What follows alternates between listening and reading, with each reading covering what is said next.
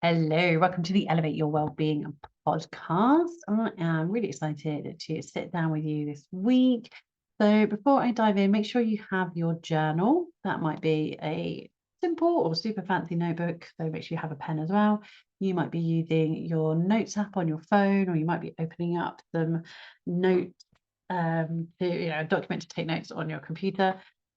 You might not necessarily want to take notes with this podcast. If you're completely new, welcome.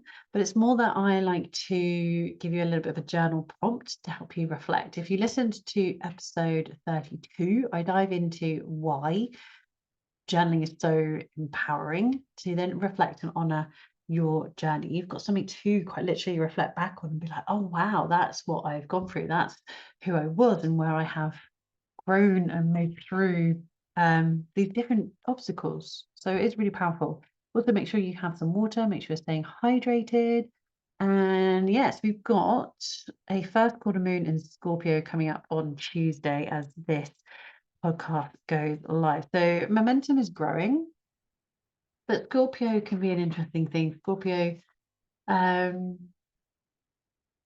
if they're not happy, it could be interesting. I'm going to have a little read of what's in the book. So it's saying this first quarter will pack a punch because it's aligned with the South Node. So it could be tapping into things like boundaries, because our South Node is where we would love to go, but it's not necessarily our like North Star, as it were. So I always look at the South Node as your comfort zone. And the comfort zone, as beautiful and lovely as it is going to keep you stuck. So how does that relate to the podcast for this week? So I've put proximity is power. And what do I mean by that?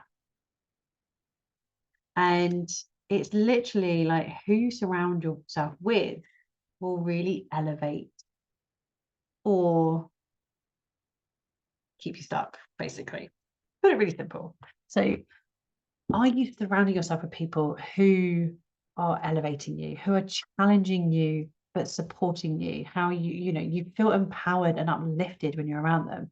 And I want to dive into, I think it's probably about a month ago now when looking back at this. Yeah, so it's the 17th and 18th of June. So 1, 2, 3, 4, 5. Yeah, so it was over a month ago, because obviously this is going up on the 21st of July. So over a month ago, I was up in London for the Health Optimisation Summit, which is run by Tim Gray. If you are on Instagram and you want to give him a follow, it's Tim Biohacker. And it's just phenomenal. The people he brought together in that room for that weekend was just incredible. I believe this was only the second summit that's been run. Tim's been running events, like smaller events, in London, and then it's built to these big events, and it was just absolutely phenomenal. But it was really about getting in a room with these incredible people. I want to dive into that a little bit more, but I don't want to get too distracted. But something that kept coming up at that weekend was the quote, "You are the sum of the 5 people you surround yourself with."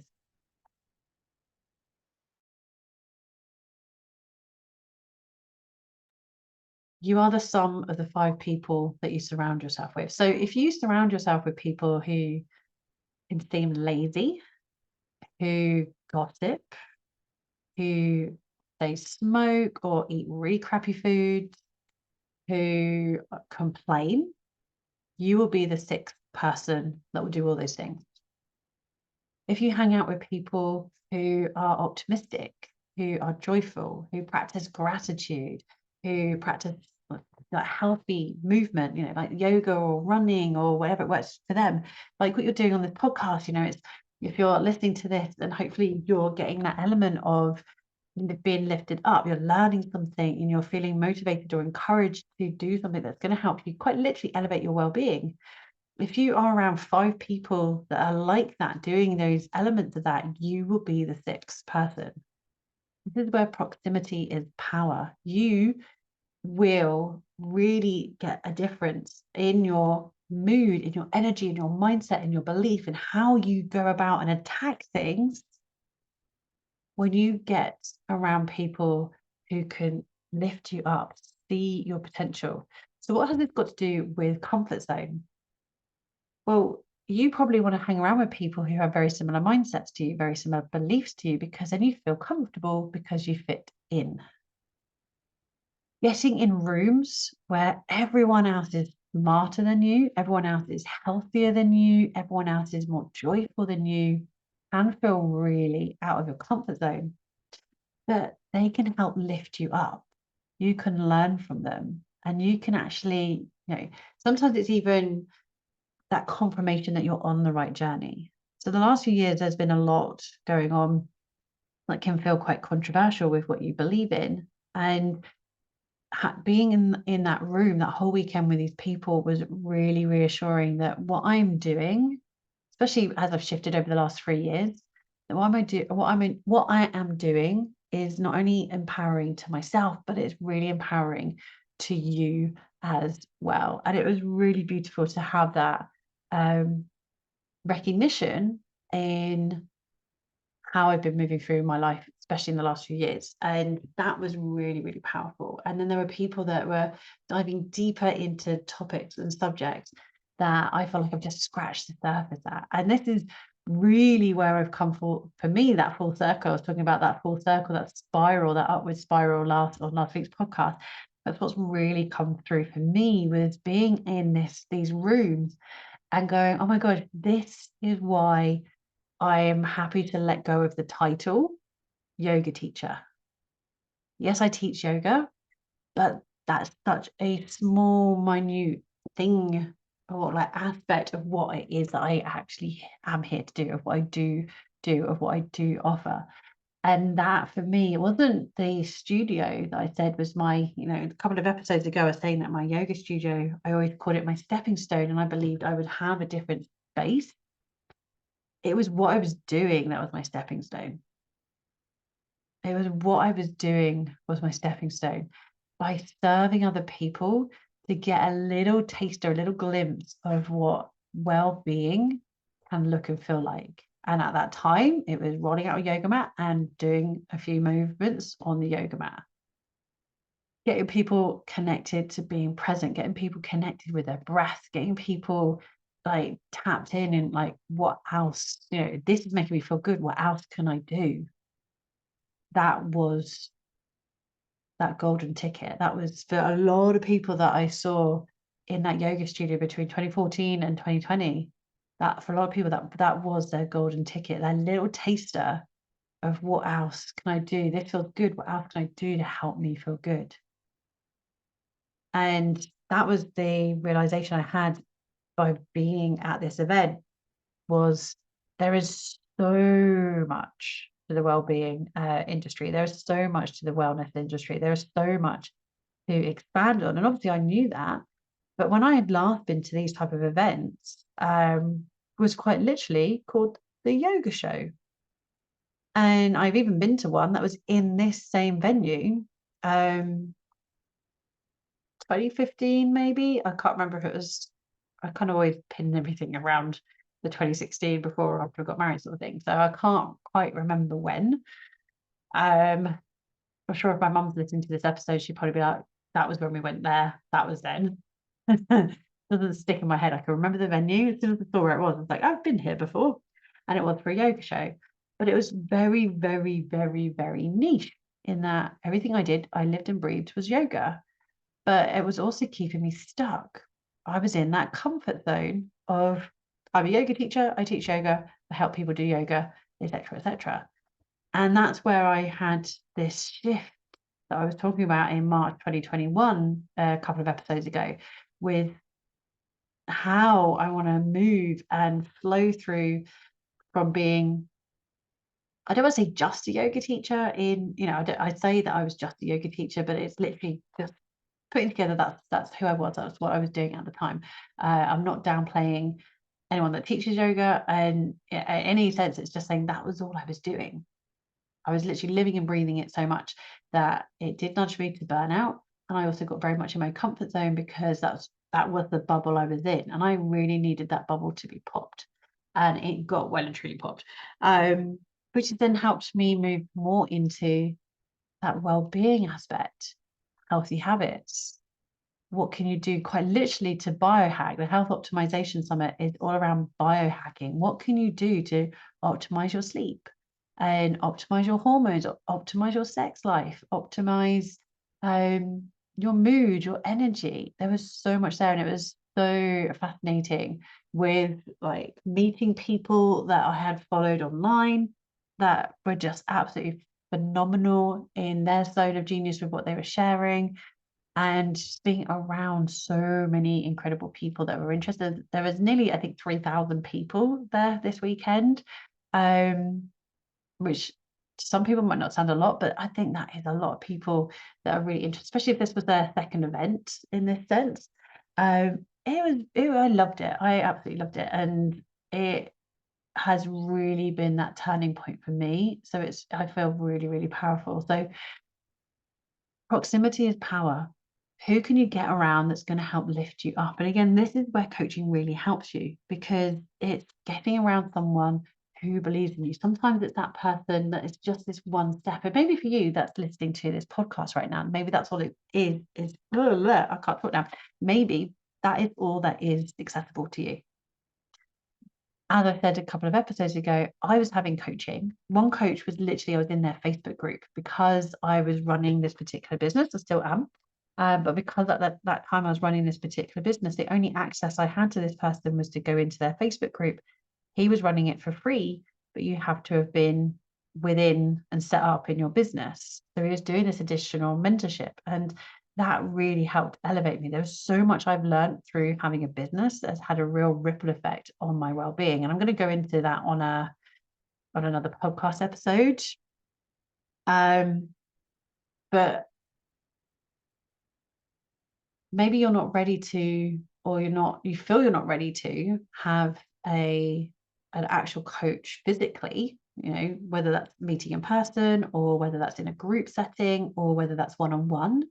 Maybe you're starting where you're starting now. You're starting listening to podcasts, and you are starting to go to, say, free networking events, and you're following people on Instagram or your social media. So the things you're seeing are of value, are going to elevate your mindset. You're going to suddenly learn different pieces of value that helps you. This is actually what I'm going into on my masterclass that is happening next week.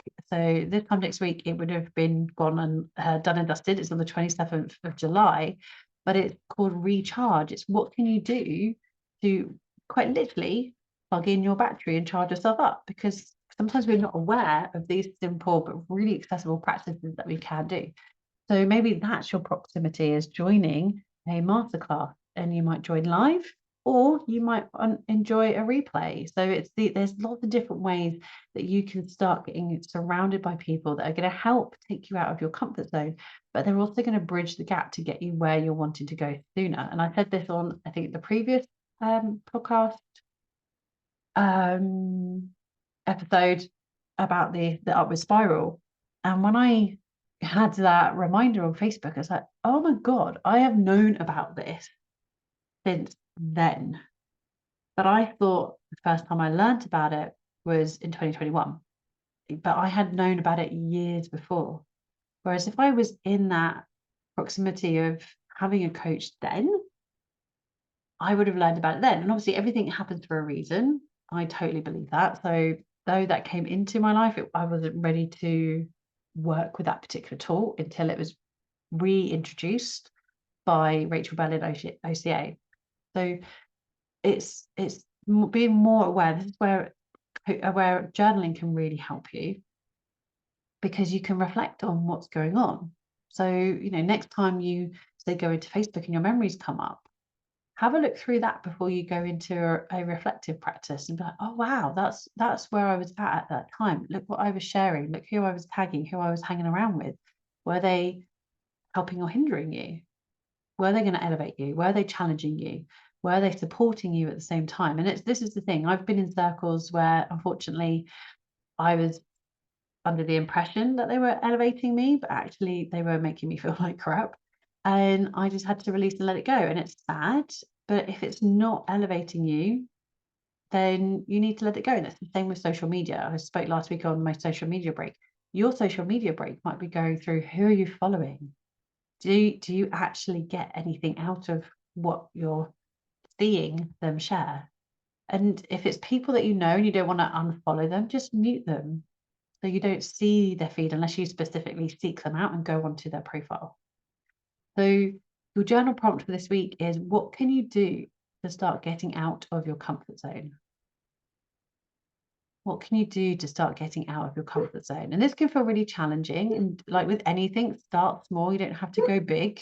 There's no go big or go home here. But what can you do? And it might even be setting a boundary. You know, I spoke about last week, doing things from a need to do it, an expectation or belief that I have to do something. And it might be that you're then going, okay, my getting out of my comfort zone is learning to say no. And that can feel really, really hard. But actually, if you're around people that feel draining, they're not going to be elevating you. That proximity is not good. It could be even something as simple as, I feel really depressed when I know what else is going on in the world. So you stop watching the general news. You might find that, I think it's called like the happy news or something. So they only highlight good things that are going on in the world. So if you're like, I need to know what's going on in the world, but knowing what's going on sometimes can really be a drag.